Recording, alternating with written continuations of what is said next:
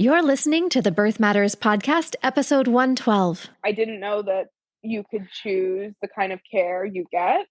By default, you go to these providers that are recommended to you by people. And now I know you can. And it's incredible to me. You can choose the type of care you deserve. I don't think a lot of people realize that. You don't have to deal with being treated as just another insurance payment. And so that's how we decided to go the home birth route. And just the support that I received while being pregnant from Chana and from the midwives, I've never felt so supported in my life.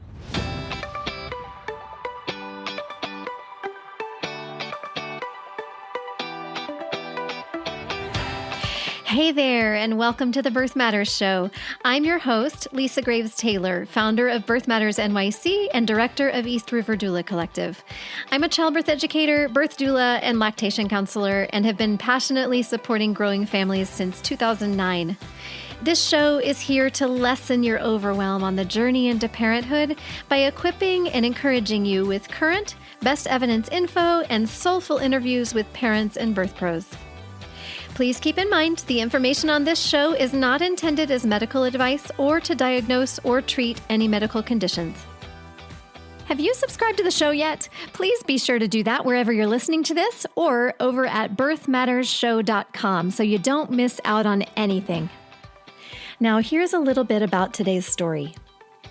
Taylor and her husband never expected to have kids, and if ever, maybe around 40.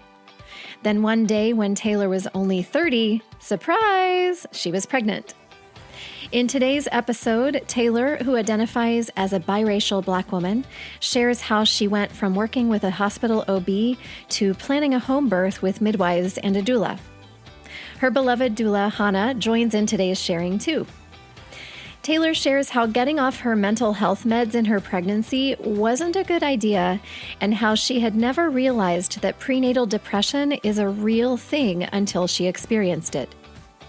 She also shares how well supported she felt, how everyone deserves to feel safe and supported in their births, and what a game changer her choice of birth setting and team has been in supporting her mental health every step of the way. And of course, she shares all the juicy details of her home birth story, which will include a passionate dislike of castor oil's unpleasant side effects and an in-home visit from an acupuncturist to help move labor along. Before we jump into today's story, a brief word from our sponsor. Your choice of care provider, obstetrician or midwife, is one of the most important choices you'll make toward your best birth experience possible. However, if it's your first time to give birth, it can be really hard to know what questions to ask. You want to find someone who will provide compassionate, individualized care. You want to be aligned with a care provider and birthing location that's compatible with your very personal labor and birth preferences. But where do you even start? I'm so happy to offer you a free guide called Smart Questions to Ask Your Care Provider to help you begin to have these important conversations. To grab your guide, go over to birthmattersonline.com/smart. This guide is usually a resource exclusively for Birth Matters students, but we wanted to make it available to our podcast listeners because it's such a valuable tool and because it's important to start these conversations on the earlier side than you might come to birth class. Again, you can grab that guide at birthmattersonline.com/smart. Okay, now let's hear from Taylor and her doula, Chana. Welcome to the Birth Matters podcast. Today, I'm so excited to have Taylor with me as well as her doula, Chana. Hello, Taylor and Chana. Hi, Lisa. So Taylor, would you first just introduce yourself a little bit? Maybe share with us if you want to share where you live, the neighborhood you live in, and how long ago you gave birth, and just anything else you'd like to share. Yes, of course. Hi, I am Taylor. I live in Astoria. My daughter will be 4 months next week, and she is with me. This is Isla. Love seeing Isla. Yeah. And Chana, do you want to introduce yourself real quick? She's been on the show a couple times sharing her baby's birth stories, but now she's coming on as the doula. Yeah. Hi, I'm Chana, and I was Taylor's doula. It was the best doula. Nice. I'm really excited to have another birth story circle. This is very cool. It's fun to have the doula perspective. So, Taylor, why don't we start off with talking about your prenatal journey? If you'd like to talk about the conception and or pregnancy and how that went and the different ways you prepared for this journey into parenthood. Okay. So my husband and I, we didn't want children. And if we did, we were going to start trying when we were 40. And if it didn't happen, it didn't happen. Oh, well. Meanwhile, when I gave birth, I was 30. I got pregnant. It was unplanned. And I just was like taken aback, completely just terrified. And I wasn't prepared mentally and anything like that. But I feel like you can't 100% prepare for being somebody's whole mother, having a lifetime commitment. So, yeah, so I freaked out, tried to get in with any OB I could get in with because the OB that I'd been seeing at the time, I couldn't get in with her until August. And I found out I was pregnant in February. So obviously that wasn't doable. I was living on Long Island at the time. My husband and I have now sold our house and we are living in Astoria, like I said earlier. I went to a doctor. They confirmed it, but it was a little dramatic. They sent me to the hospital because like you couldn't see anything on the sonogram. And so I was actually put in the hospital. They were prepping me for a D&C, saying that they thought that it was ectopic because they couldn't find a sac anywhere. And the hospital was like, okay, well, we're not giving you anything to eat or drink.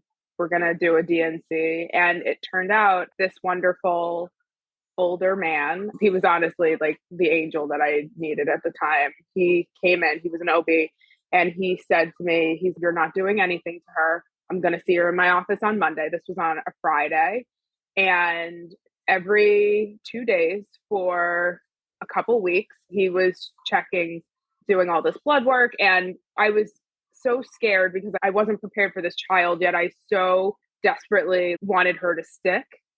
And we ended up finding out a couple days later, so Tuesday of the following week, that I was only 3 weeks pregnant.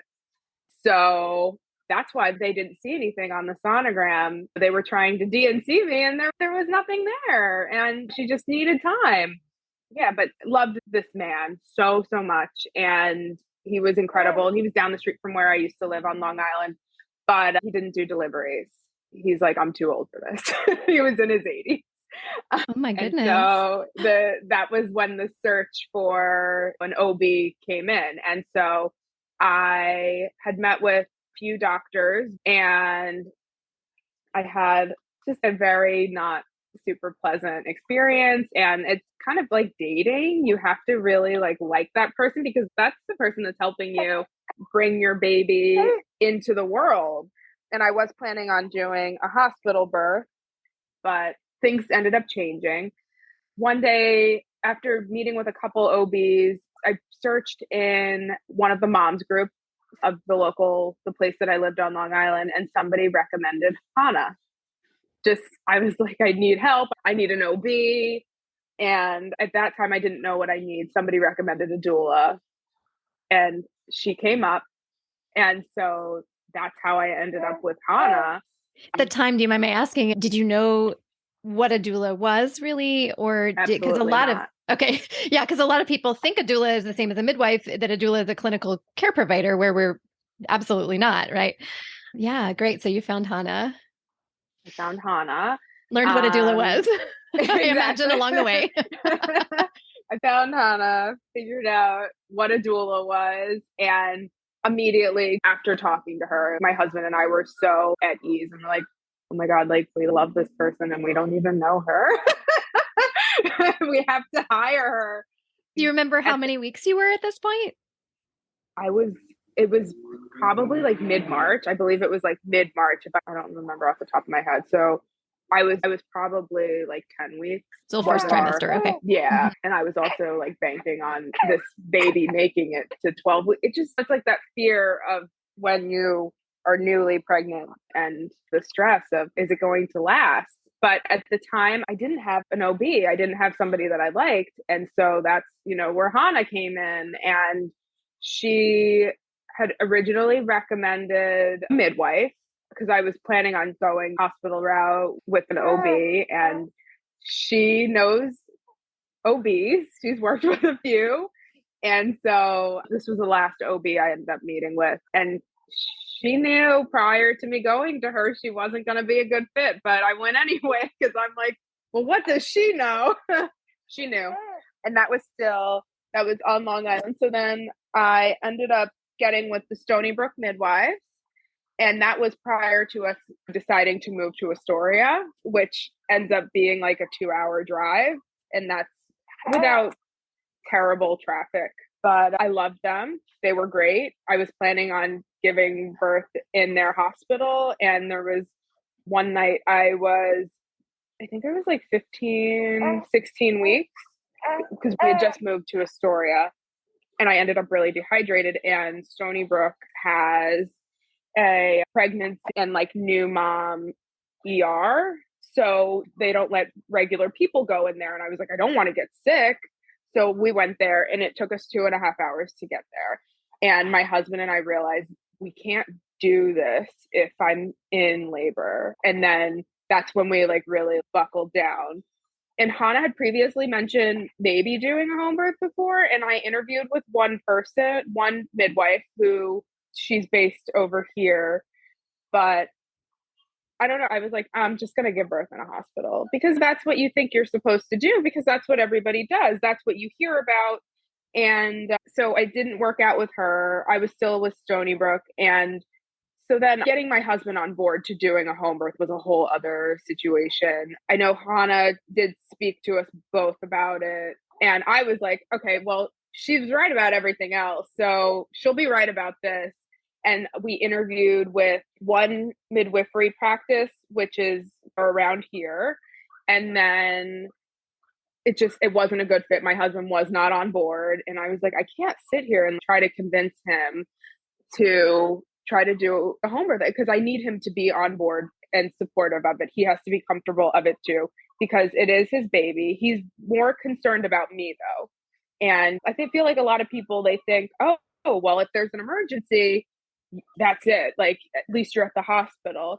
But I learned in doing birth classes and just by speaking to so many people who work in birth work that it's very rare that there's actually an emergency.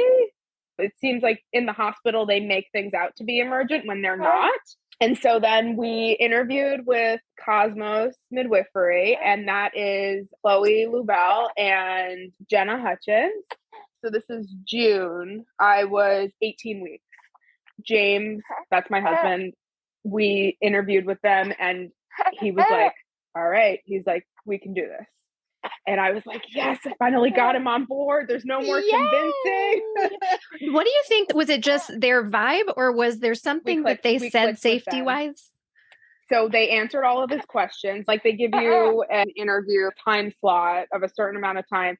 We ended up going over that time. He got all of his questions out. His what if this happens and what if this happens? And I was just thinking, I'm going to be fine. There's a lot of hospitals around here. We're super close to the Upper East Side. There's a few hospitals over here. Like, we're fine. And I think that he really clicked with Jenna. I really clicked with Chloe. And then I was, of course, devastated because she was at that point, I think 8 months pregnant. And so, yeah, that's how I ended up with Cosmos. And then I realized very shortly after I totally made the right decision. I realized that first prenatal appointment that Chana's heard me say this a million times. I didn't know that you could choose the kind of care you get. It's like you by default, you go to these providers that are recommended to you by people. And we vet out people to see our children, like the pediatrician. Oh my, that was a whole to-do for me. I put more effort into care of like my animals, like the vets and the pediatrician. I never did that for any of my providers. And now I know you can. And it's incredible to me. Like I saw a post the other day on Instagram about OBs and like how they're generally very rude and very quick and to the point. And I wrote underneath this video, I said, you can choose the type of care you deserve. And maybe that made a difference to one person, because I don't think a lot of people realize that you don't have to deal with being treated as just another insurance payment. And so, yeah, that's how we decided to go the home birth route.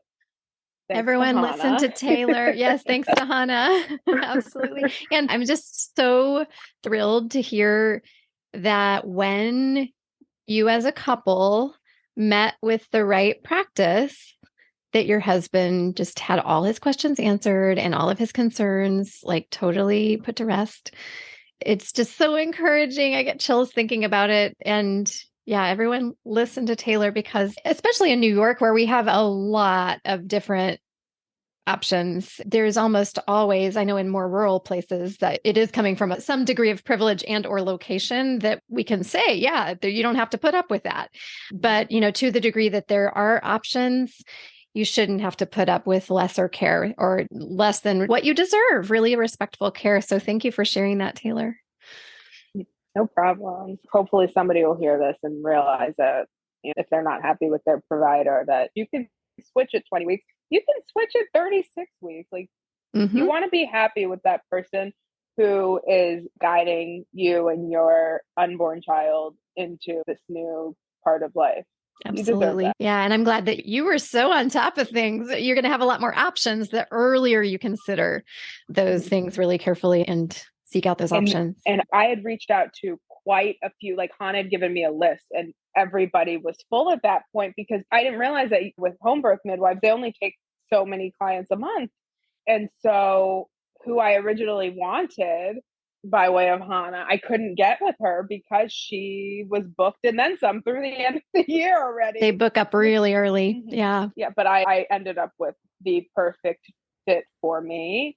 If there's anything else about pregnancy, prenatal journey, or else, if not, you can go into your birth story whenever you're ready. I do have one question though. With your home birth midwives, did you go to their office? Did they come to your home, or was it a combination for the prenatal visits? So I had the option to just do them virtually every other visit, but I am just like an in-person. I wanted to know that she was okay. I wanted to hear her heart tones. Like, I wanted at least that part of it, because I was expecting that, they do an ultrasound every time, because every time I went to Stony Brooks, they did an ultrasound. And really every time you go to any OB, I believe, depending on the office, they'll do one. So you just know that everything is okay. And I am like queen of anxiety. So that gave me closure that, okay, everything is fine, just by hearing her heart and getting that in person. That's just me. After years on Zoom, it was nice to be able to go into the office. So I did end up going every month. At 36 weeks, Jenna came to me, and it's very cool. You never have a provider come to your house, and just made sure that I had what I needed. So I'm just going to go back a little bit. My pregnancy was fine. It was fine. I did end up going through very bad depression. I had previously dealt with depression and anxiety. I had been on medication prior to getting pregnant, and then I got off of it because I didn't want to be on medication while pregnant. Word to the wise, don't get off of your meds. And so I believe it was around like 16, 17 weeks. Everything just became way too much for me to handle. It was probably sooner than that, because I remember I had texted Hannah just feeling like everything was like closing in on me. And she was like, okay, I'm going to call you later. She called me, and she basically told me, like, you don't have to deal with this alone, and there's help. And at that point, she was able, because I'm sure if you listen, you know that she works in mental health. She was able to link me up with Brooklyn Parent Support. They're incredible. Rebecca Feldman, she used to be a midwife, and now she's a psychiatric NP. She's glorious. I started seeing her very soon after, got back on meds. It took a little while, but we got me back to a space of normal where I wanted to live, because it got to the point where I didn't know how I was going to go on. And I hadn't felt like that in a very long time. And I had a lot of shame getting on medication because I was pregnant. And I didn't think that was fair to my daughter to have to be on medication because I was on medication. And it's like, what's best for mom is what's best for baby. But we at that point had gone on maternity leave. Jenna was very like in contact with Rebecca. And so everybody was on the same page with the medications. And so from then on out, like everything, we were good. We were good. And I didn't realize that that's something that I didn't know people dealt with is bad depression during pregnancy. You hear about the postpartum, everything is the postpartum. You're somewhat prepared for, okay, well, I'm going to have this child, things are going to change, and there's a chance you could end up depressed after the time period of just like your hormones and everything. I had never heard of people getting depressed during pregnancy. And here I am, and I felt so much shame and I felt terrible. And I made a point of once I kind of got into a better headspace, I told people, like, this is something that's very real. And you feel maybe not everybody does, but there's something very lonely about pregnancy. You're going through it alone, even if you have a house full of kids and a husband or a wife or a partner, like, you're alone in that journey physically. You're with your child. And I never realized that. And thankfully, we have the resources that I was able to stop working and really just, I had to take care of myself at that point. And so I got the help that I needed, but things got better. And the rest of my pregnancy was normal. And yeah, everything was pretty good. Hannah, you going to chime in? I just wanted to chime in just because I wanted to share how incredibly proud I was to work with Taylor through this. I think one of the benefits of her hiring me so early was that I got to really connect with her in such a deep way. But more than that, in regards to time, that she reached out to me, and it was so powerful to me to be able to share that. I'm gonna get choked up because as somebody who suffered from deep depression while I was pregnant and felt that loneliness, and now as a doula and as a therapist for people in the perinatal space, to be able to like work with even just one person and connect them with the resources and people like Rebecca Feldman and her group at Brooklyn Parent Support that do the true incredible angel work of helping people who need help at that time. It was really so meaningful. And whenever I interview with potential doula clients, I tell them, like, I don't care how many births somebody has attended. I've been a doula for many years, but there are doulas out there who are right for somebody when they haven't even attended one birth. And I really feel like Taylor and I just had a connection, and that this was able to come of that was so meaningful for me. Oh, I love you. You make me cry.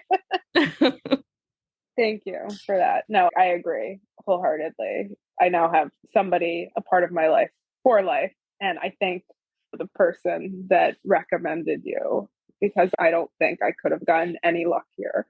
Oh, I said I wasn't going to cry today.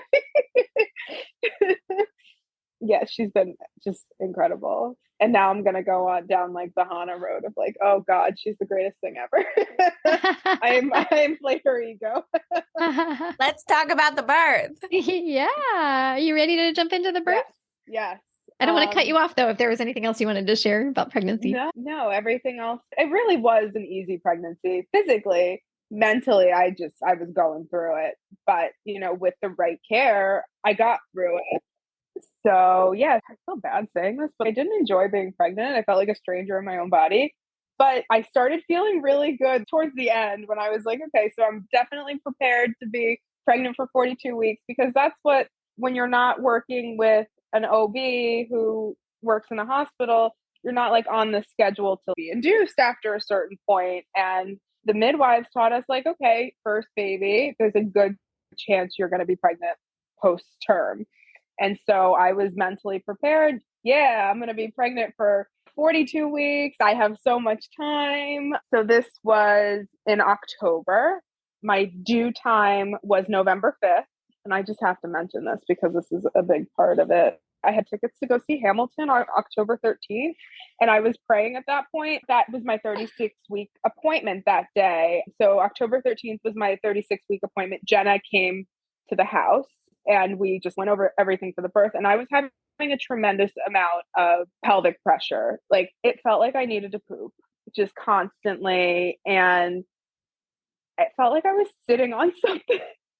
And so if you work with midwives, it's optional. They don't generally do pelvic exams.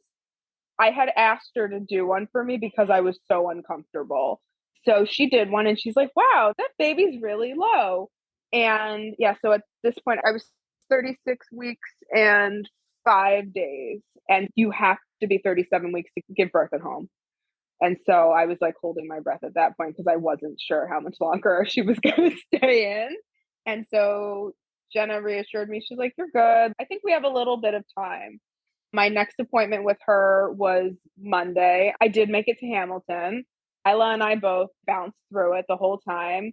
But that evening when I got home, I started feeling like really sick. I thought I had a stomach bug, and I was sick from Thursday to Sunday, just not good. And Monday was my 37-week appointment. And so I was 37 weeks and 2 days. The pressure that I was having was so intense. Like I asked Jenna, I was like, can you just check? Something's got to be wrong. And the baby's head was lower on Monday than it was on Thursday. And I had dilated and gotten more face from Thursday to Monday. And I was very uncomfortable at that point. And Jenna was like, well, I can strip your membranes. And I just had all the anxiety because I'm like, I'm only 37 weeks. I'm not ready. I need another 5 weeks. I need that extra time. And so I went about my day. I was like, we'll talk about it again. I was due to see her next week. I was like, if I'm still pregnant, we'll revisit it based off of how comfortable I am. And I also didn't want any interventions or anything if I didn't have to have them. That night, so this is the 17th, Monday, October 17th. And my husband's an accountant, so he's on deadline until October 15th. I wasn't allowed to give birth until after the 15th. And so I was stressing about that. They made jokes about it. Like she can't go into labor. So it was the 17th was his last day of deadline. That evening around, it was like 8 or 9 o'clock, I had taken a shower and something felt strange. And I thought that my water had broken. I was in contact with Chana. I texted Jenna, the midwife, and she's okay, I'll come see you in the morning. So she came in the morning and was like, okay, I was having contractions at that point, but I had been having contractions for a bit. I had them pretty much my entire pregnancy as well. I had practice contractions. I don't like to call them Braxton Hicks. And so they were close-ish together, but not terrible, like totally doable. So this is the 18th. My husband took off work that day. I had stayed up all night. I was on FaceTime with my mom and my sister there in Florida. I was on FaceTime with them from the bathtub because I was having contractions and I was like a little bit uncomfortable, but I was more anticipation of when's this child gonna come? And so she didn't come that day. Yeah, so Jenna came in the morning and she was like, so your contractions have to be closer together and they have to be more painful for them to get you anywhere. So I will be back later on today and then we'll talk. And so she's basically like throwing me to the wolves. And I'm like, what are we supposed to do all day? We can't leave the house. What happens if the baby falls out of me? And so my husband and I had a very low key day, but anxiety had started to kick in at that point. But also, I have to say, it was probably one of the nicest days in our marriage. We got married in 2019. I knew at that point it was definitely going to be our last full day together. There was no way that this kid was staying in. It was going to be like our last full day.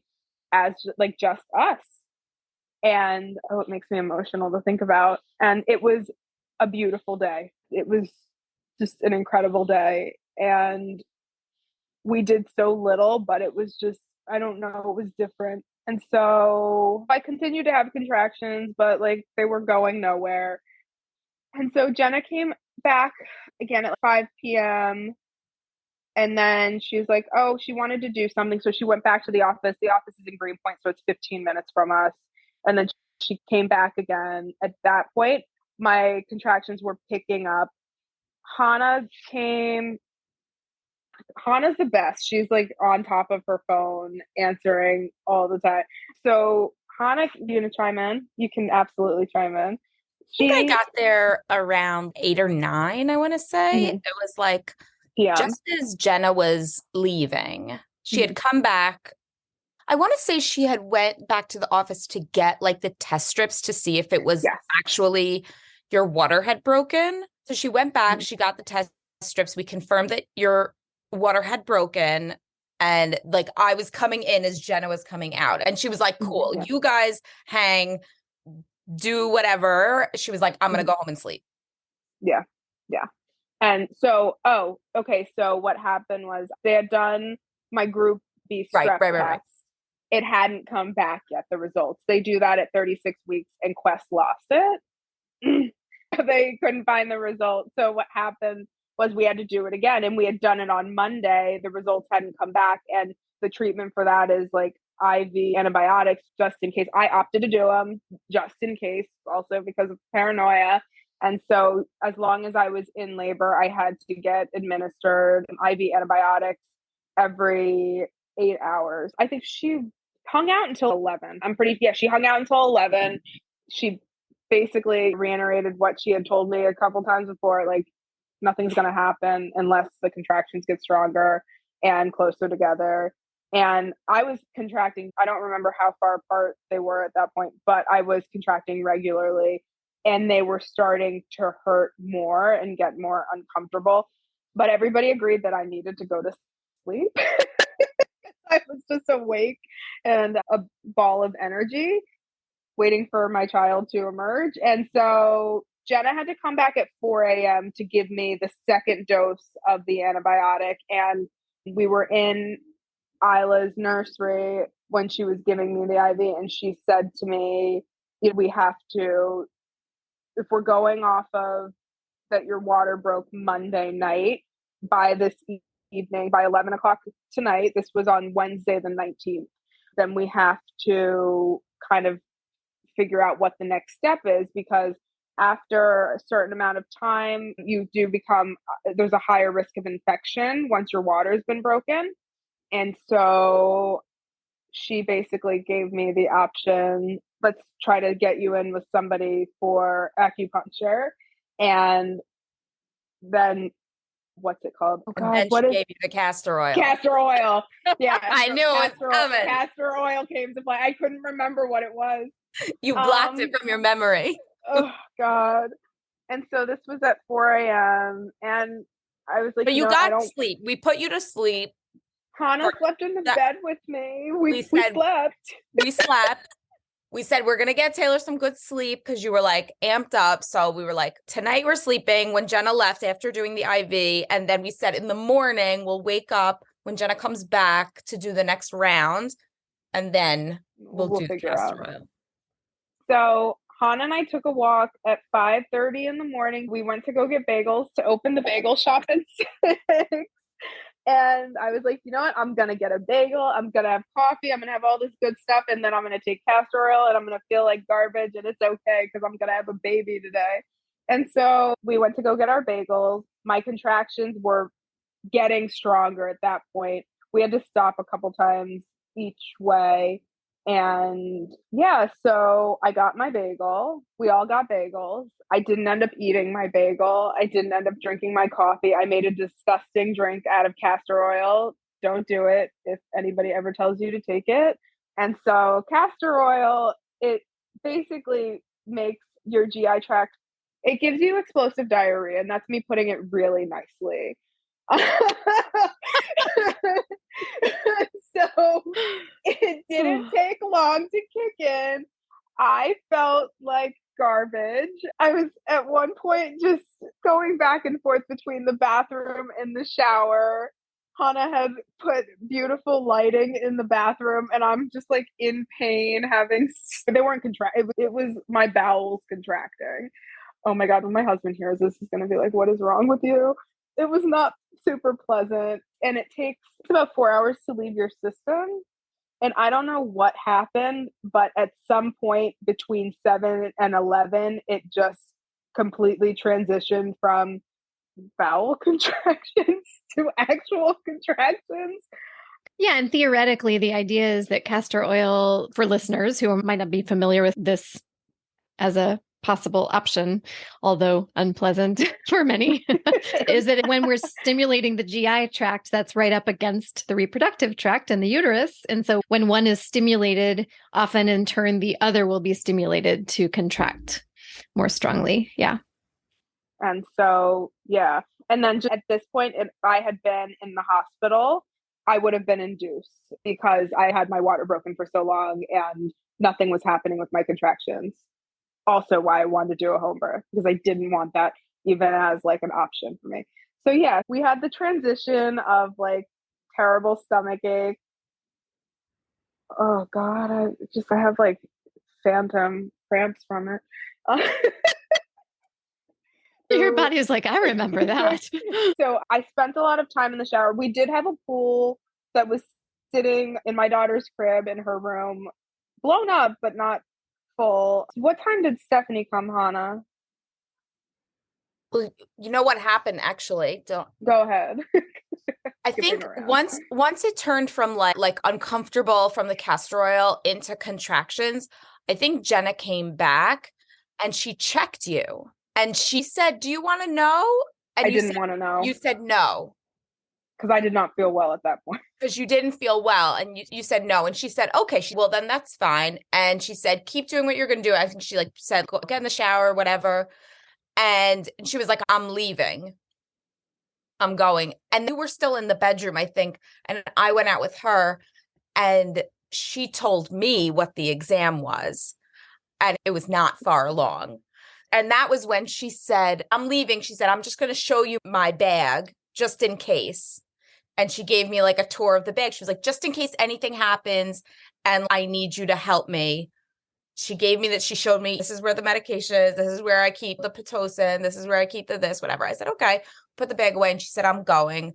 I'm leaving. Because she said she'd been in touch with her birth assistants that were like in different places. And then I think she said you had made the appointment with Stephanie to come. I want to say like around she was coming 12. Stephanie was coming at 2. So this had to be around like 12:30, 1 o'clock. When Yeah. And Jenna went out and Stephanie was coming. And then, I guess it was around maybe like 1 o'clock when Stephanie came. And you were just kind of going back and forth between the shower and the bed. And the toilet. And the toilet. Like not comfortable, but yeah. Like whatever. And then Stephanie came. Stephanie came in and I am sitting on the toilet. I had just the pressure and it felt like I needed to poop. But at that point, there was nothing else in me. I was sitting there and I was having contractions and I didn't know at that point, like how to make it feel better. And it felt a little better on the toilet. Can we just clarify? Stephanie Proper is an acupuncturist. I'm not sure if anyone said that. Yeah, she travels. Yeah, so I'm sitting on the toilet. And so you're taught in birth class that and I took birth class. I wasn't lucky enough to take it with you, Lisa, but I took it with Manhattan Birth and they were phenomenal. Oh, they're excellent. Excellent.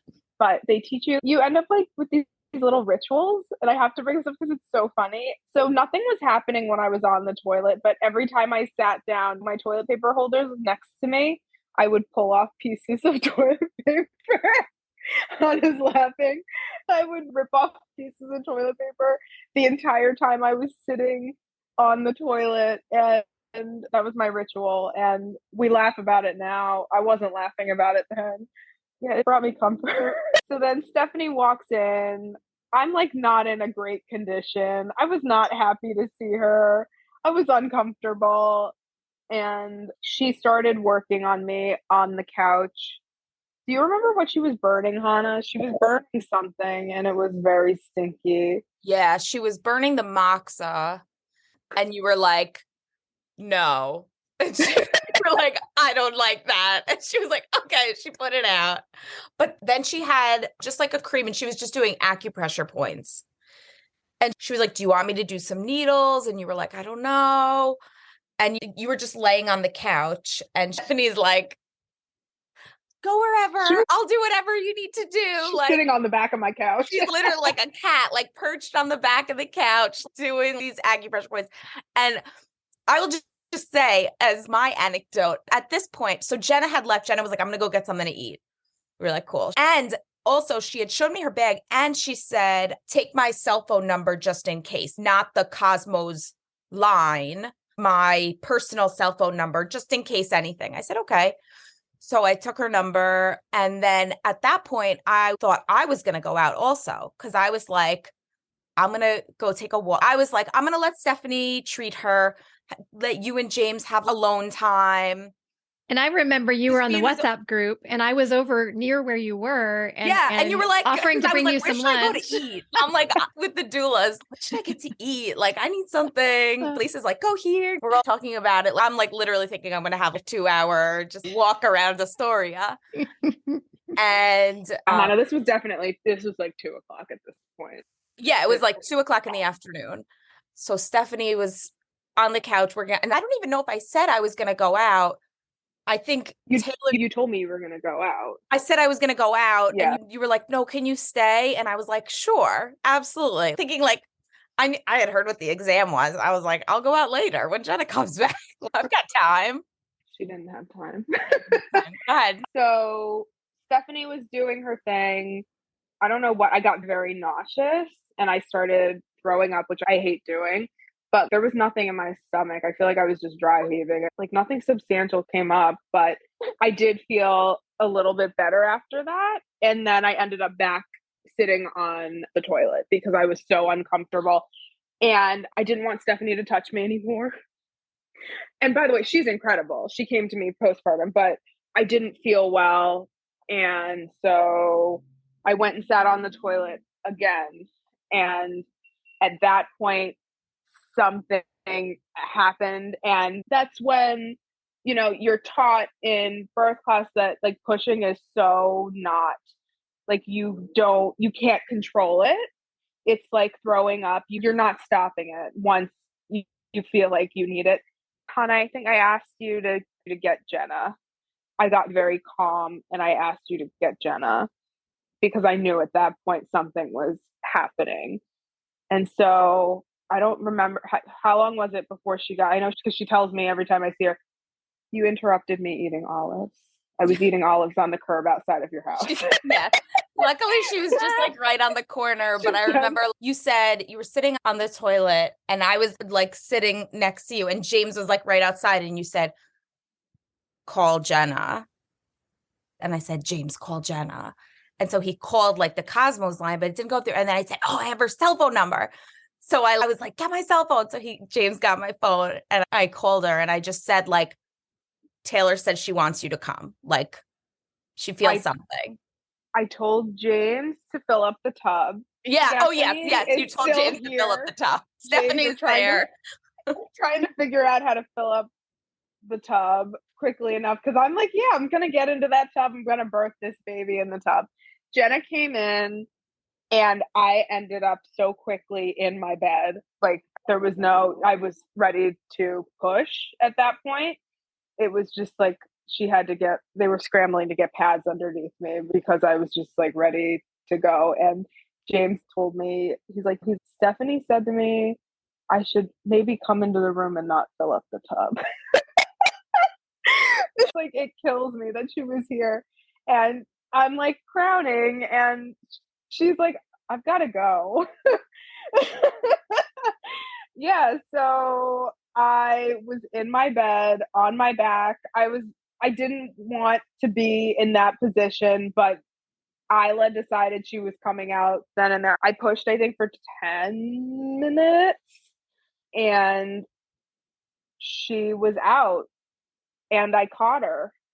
And I have to say I was so terrified. I was afraid of birth.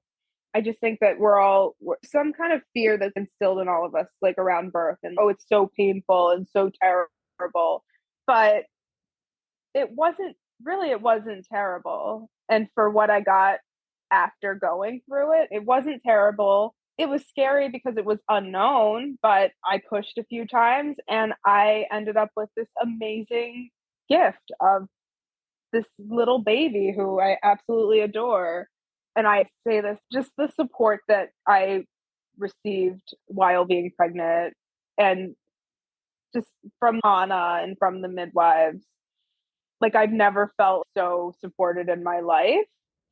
Yeah, it was an incredible experience. So my birth was a little dramatic, just a little bit, but that's how we are. But it was everything and more. And I did it. I was so in shock that I was able to do it. But I did. It was pretty incredible. And you feel really just empowered afterwards, because although I did have to take castor oil, I birthed a baby unmedicated, which if I had been in the hospital at that point, I probably would have opted for all the drugs because I was uncomfortable and because I had access to them. But I did it unmedicated and I got my baby out pretty quickly. So yeah, it was something else. Amazing. Can you clarify, either of you, from the time that Jenna did the exam and told Hannah on her way out that I guess you weren't very dilated? I'm guessing that's not what you said, but you said it was early. So I'm guessing that from that point to the time you gave birth, I was just curious about how long that was. So I gave birth at 3:35 p.m. So it was probably about 3 hours. I think between maybe it was like 11. Maybe it was like 11 o'clock when that exam was. So maybe maybe it could have been noon till 3 o'clock-ish. Like, look, the exam, I think Jenna told me it was like 2 to 3. You were like 2 to 3 centimeters dilated. Still pretty effaced, but nothing's normal, right? Like, there's no normal. People birth is not linear. Exactly. Like, right. It's 1 centimeter an hour, and other people go from jump 2 to 10 in that amount of time.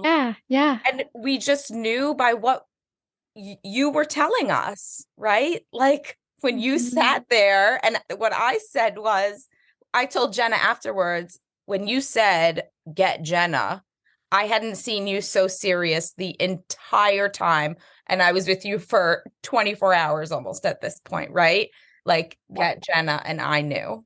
Yeah. I knew because I felt it. You felt it. You felt it. Yeah. Yeah. Oh my God, that pressure. Ugh. Yeah. That had been the pressure that I would have been having for around probably like 34, 35 weeks. I started having like an immense amount of pressure. But yeah, she was low. Well, so I know we're going to be losing Hannah here in the next few minutes, 5 minutes or so or less. And so, Taylor, I'm happy to stay on after she has to leave. But I also just wanted to see if there was anything, Taylor, that you wanted Hannah to share before she has to go, or if Hannah had anything she wanted to share before she has to go. I think I profess my love to you enough, Hannah, so I won't do it on here. And plus, I know I'll hear from you very soon. Do you want to add anything else in? It was a very, very, very cool delivery. Isla came out very slow. I mean, pushing was short, but it wasn't like that classic, like head, then body.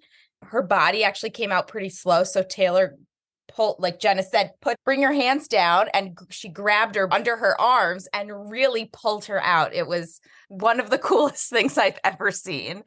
It was amazing. And Lucy was in the bed.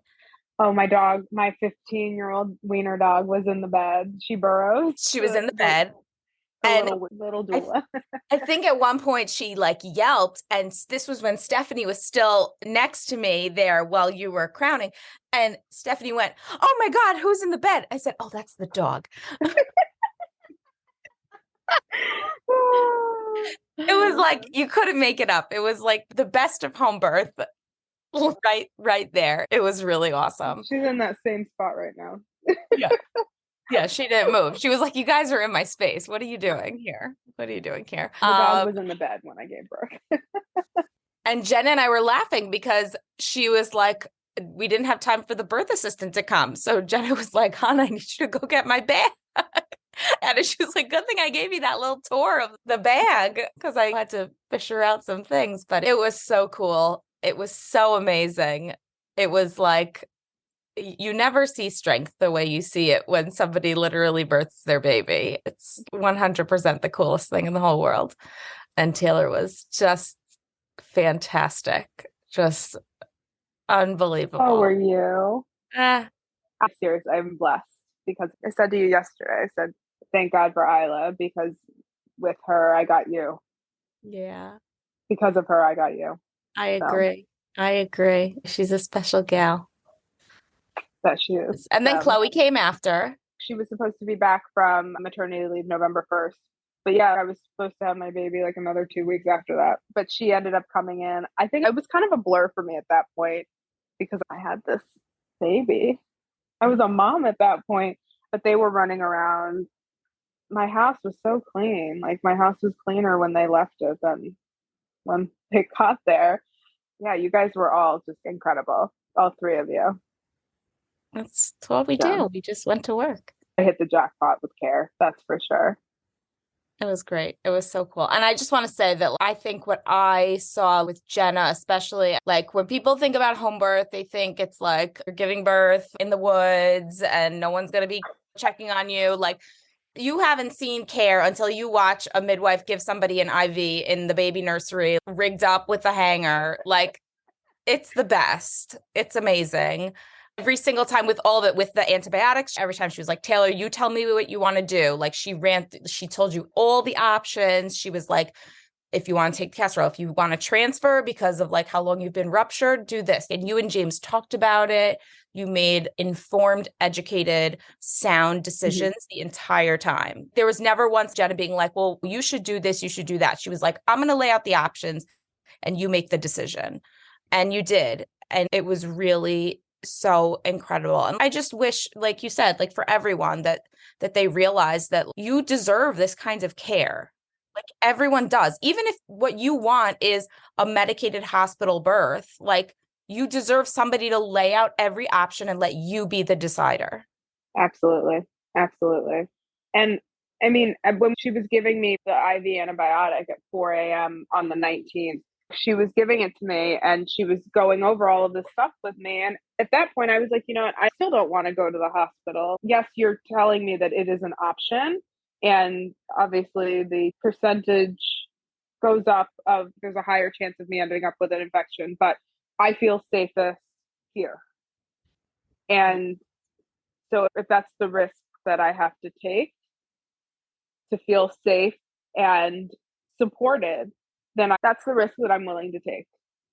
And thankfully I did because I had a baby less than 12 hours later. So yeah, I made the right decision.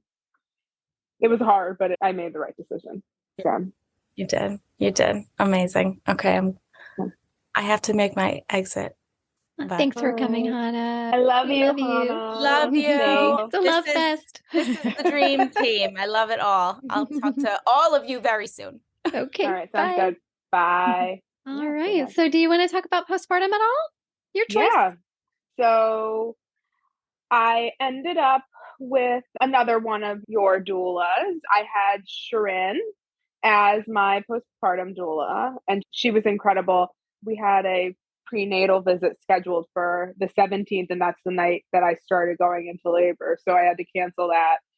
But she came the day after I gave birth, and she's just magical. Really, she's just the kindest soul in the world. And I knew Shirin prior to getting pregnant because I'm a baker and I have a business. And so I used to sell at the farmer's market in Long Beach on Long Island. And she was a customer of mine and we clicked immediately. And I remember that she did birth work and it just so happened that she knew Hannah.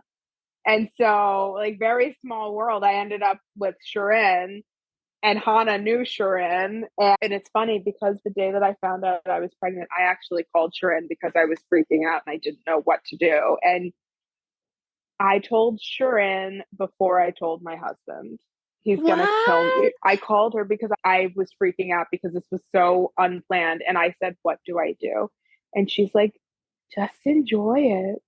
And she's like, you'll be okay. Just sit and think about it. Just the most beautiful answers, which that's, if you know Sharon, that's Sharon. Yeah, I tell her all the time, you inspire me all the time with how mindful she is and how soulful she is and all she does. I'm like, I need to be more like that. I want to be more like Sharon. That is so cool. I knew she was your postpartum doula, but I did not know the history. I had no idea you knew each other before all of this and that you told her first. Are you saying your husband doesn't know this right now until he listens to this? I'm going to have to tell him prior to him listening to this. But yeah, she reassured me that it was going to be okay. And she's like, just do what you think feels right. And it will be okay. And it was okay. And so she didn't come every day. I had her come a couple times a week.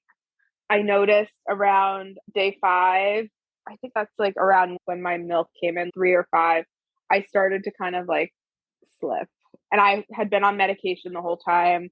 I had gotten very, very depressed very quickly. I also wasn't sleeping because I was exclusively breastfeeding.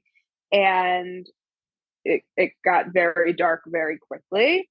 And so I was in touch with Rebecca and had help. I had Sharon and I had been in very good contact with Hana. But my baby there was nothing wrong with her.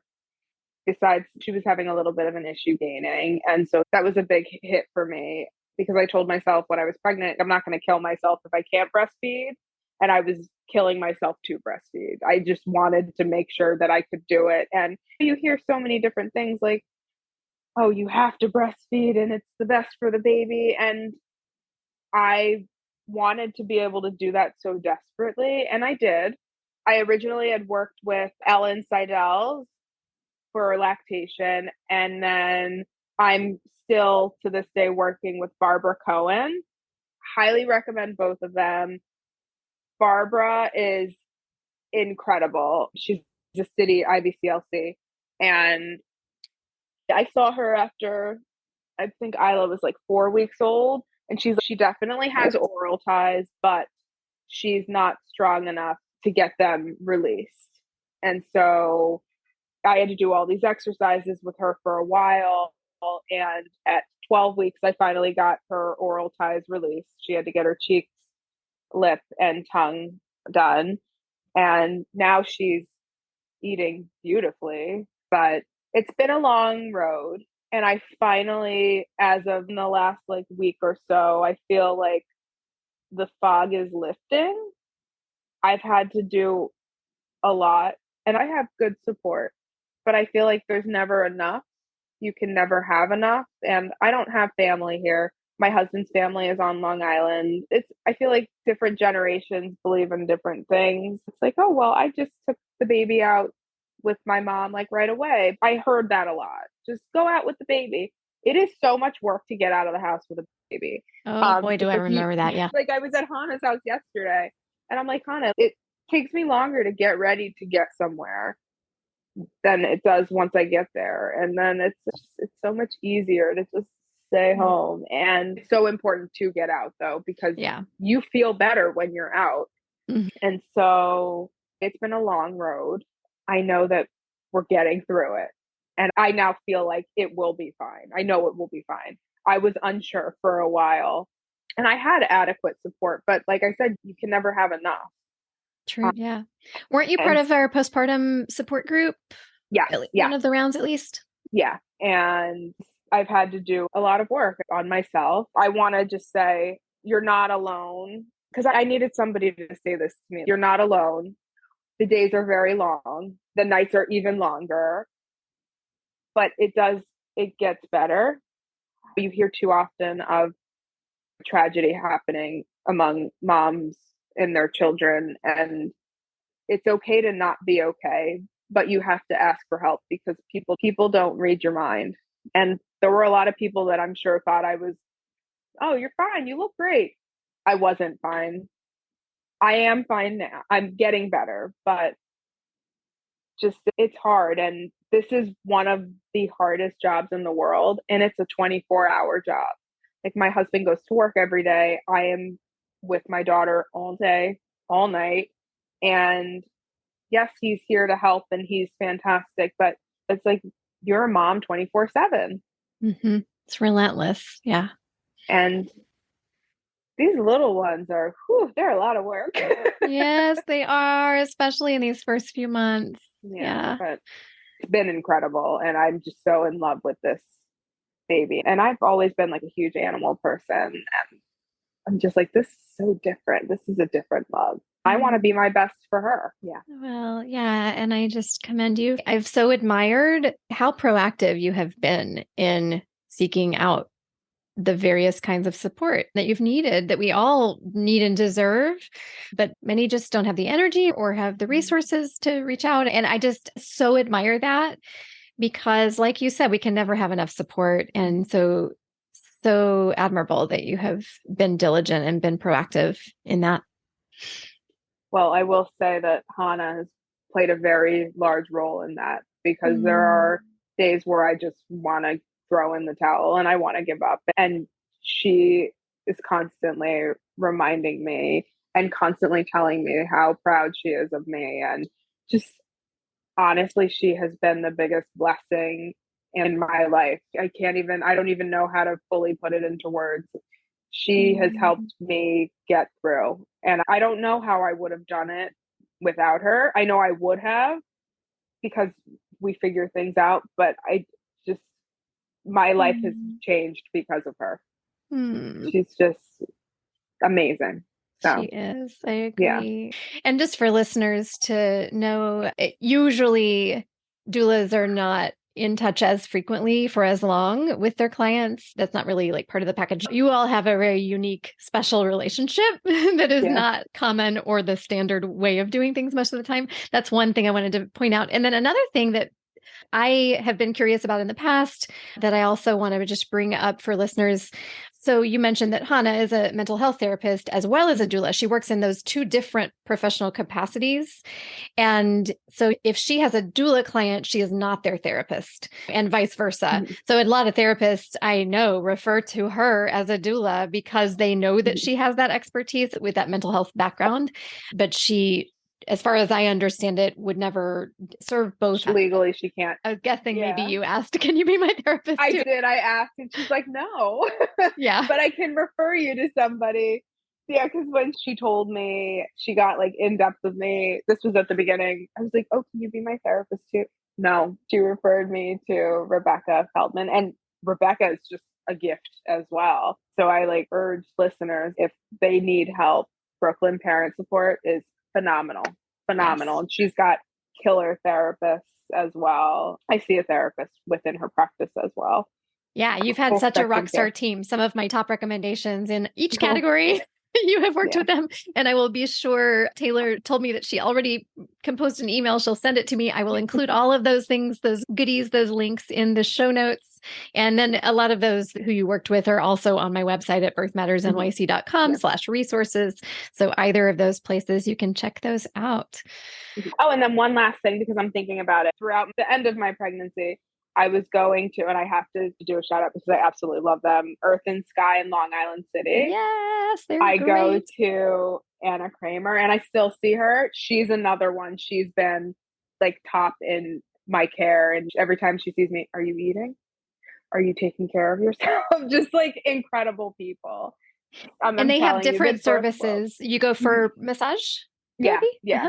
And then I get craniosacral, and then Isla also gets craniosacral. But yay! Is that follow up from the oral tethered? Is that part of that care plan? So we were going prior to, just because Barbara, the lactation consultant, she recommended. Oh wait, hang on. I don't know. Somebody recommended craniosacral. So do you know Katinka? Yeah, she used to own Earth and Sky. Yeah. Yep. So we see Katinka. And Katinka recommended Barbara. My pediatrician recommended craniosacral, so I went to Katinka. Katinka recommended Barbara.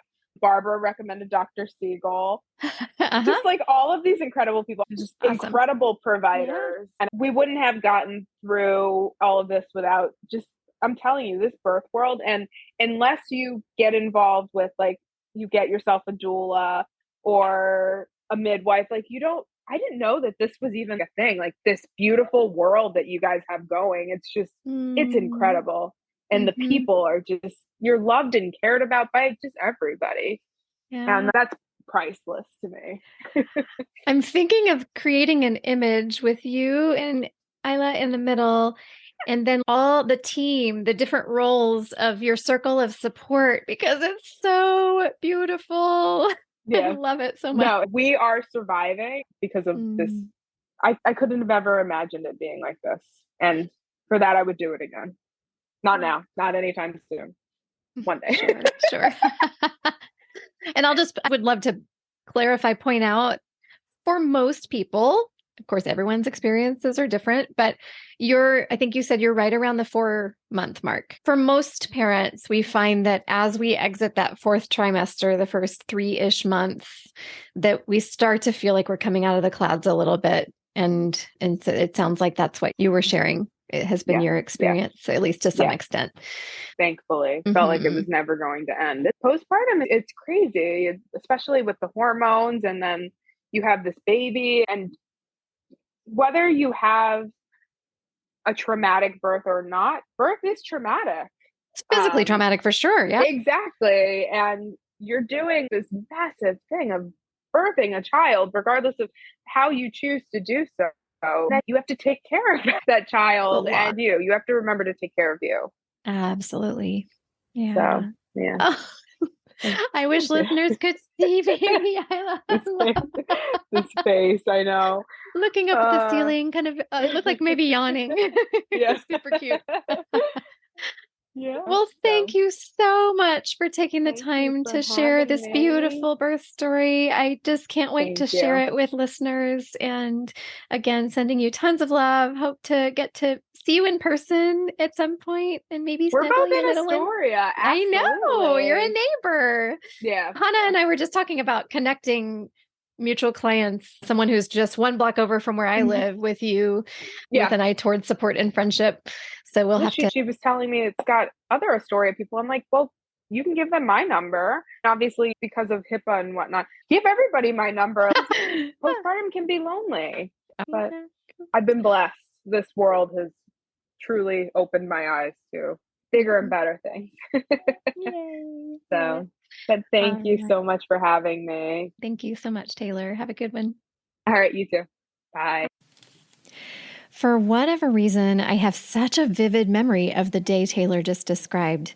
I was actually over in Long Island City late that morning getting my annual mammogram. Afterwards, I went next door and got some lunch.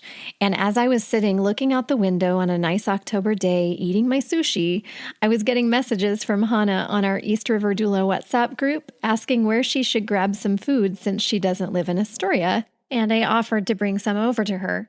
But then, as you heard, things ended up progressing so quickly at that point that Hannah never went out after all. Labor can be so unpredictable. I'm going to give you a little more detail about 2 things that came up in today's story: moxa or moxibustion and castor oil. And then I also just want to mention once again the mental health resources that I mentioned in the last episode. Moxibustion comes from traditional Chinese medicine and is used by a lot of acupuncturists. You most commonly hear of it being used to help turn a breech baby, but in today's story, it seems to have been done to promote labor progress.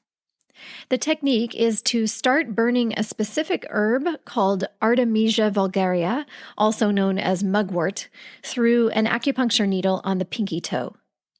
The herb that is used is a flowering plant in the daisy family that's native to Europe, Asia, and Africa. If moxibustion is unfamiliar to you, it might be a little hard to visualize, so I'll link to a YouTube video showing an acupuncturist doing moxibustion on a pregnant client in the show notes for this episode. In the show notes, I'll also link to an analysis of research done by the organization Evidence-Based Birth. This research is specifically around the evidence on moxibustion for turning a breech baby or a baby who's head up instead of head down. It's thought to increase prostaglandin and estrogen production, as well as to increase fetal activity and uterine activity. Based on what little evidence we have to date, it appears to be safe and could possibly help a baby to flip when done 2 times a day for 2 weeks, around 33 to 35 weeks. In Taylor's case, it would seem the acupuncturist was using moxa to try to help labor progress, but our nose can be particularly sensitive in labor, often even more so than in pregnancy if that's possible, so for that reason it didn't end up being a good option for Taylor. Also, regarding castor oil and how much Taylor hated it, I do always mention that most prefer for it to be a last resort induction method. Some feel like it was worth it if it's the only thing that helps, and you can hear some of these varied perspectives in previous episodes. In episode 39, Nora felt castor oil helped her labor to start, and in episode 74, Sophia's midwife recommended castor oil also to help labor start. Sophia also shared in episode 74 how she believes moxibustion was something that seemed to help her breech baby to flip head down. As always, I'll link to those episodes in this episode's show notes over at birthmattersshow.com. For many people, the side effect of nausea can be greatly reduced by mixing the castor oil into a non-acidic smoothie. I'm curious to know if you were aware that sometimes women and people can experience depression and other mental health challenges in pregnancy. Like Taylor said, there's such a focus on postpartum depression, if and when anyone talks about perinatal mental health, that many people don't realize that it can sometimes happen in pregnancy too. I'd love to hear from you with your thoughts on this. DM me over on Instagram at birthmattersnyc, or you can email podcast@birthmattersnyc.com. Finally, I wanted to once again give some mental health hotlines and resources for anyone who might be struggling in pregnancy or postpartum. Here are 2 resources that can be accessed at any time 24/7. You can call or text the National Maternal Mental Health Hotline. That number is 1-833-TLC-MAMA or 1-833-852-6262. They have certified counselors who speak both English and Spanish. This hotline is a one-time connection, and resources and referrals are provided from a national database. Or for the Suicide and Crisis Lifeline, just dial 988. For these and other mental health resources, simply go to birthmattersnyc.com/resources and scroll down to mental health. And as always, these resources are also listed in the show notes for today's episode. Okay, here's a sneak peek of what's up next time. So that helped, knowing that there were other people in the room who really supported my vision. But we started having the conversation of maybe I need some Pitocin because I felt like I had nothing left to give. And this is where having a doula is just so clutch. She was like, it is going to change things. It will get more intense. And I was worried about it getting more intense. She's like, if you decide you don't like it, you don't have to keep getting it. So I was like, okay. So they give it to me. And Tamara was laughing at me because apparently it was like within just a few minutes that I was like, it's too much. Stop it. Turn it off. And the therapist was just like, it's okay. You're fine. I mean, Tamara was like, it's not even hitting yet. Like, it's too intense. Thank you so much for listening to the Birth Matters podcast. We will see you next time. And until then, remember, you got this.